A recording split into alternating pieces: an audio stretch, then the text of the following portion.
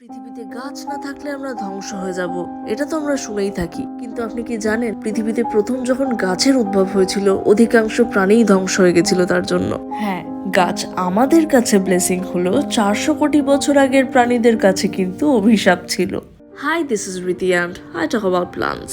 This series is about the fascinating history of plants. প্রায় 450 কোটি বছর আগের কথা বলছি, যখন ডাইনোসররাও পৃথিবীতে আসেনি। তখন ছোট ছোট অদ্ভুত দেখতে গাছ জলাশয়ের কাছে জন্মাতো।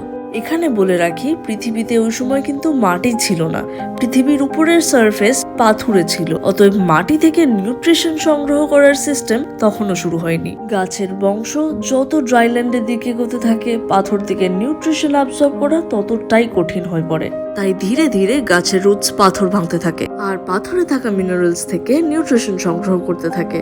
এই পাথর ভাঙতে ভাঙতে এবং গাছ প্রাণীর মৃতদেহ ডিকম্পোজড হতে হতেই মাটি তৈরি হয়। মাটিতে গাছের বংশ বিস্তার হয় খুব দ্রুত গতিতে। এইভাবেই তৈরি হয় পৃথিবীর প্রথম অরণ্য। এই অরণ্যের জন্য পৃথিবীতে বিরাট পরিবর্তন আসে। পৃথিবীর আবহাওয়া ঠান্ডা হতে শুরু করে। ওই সময়কার প্রাণীরা কিন্তু গরম আবহাওয়ায় অভ্যস্ত ছিল, তাই গ্লোবাল কুলিং তারা সহ্য করতে পারেনি, বিলুপ্ত হয়ে গেছে পৃথিবী থেকে।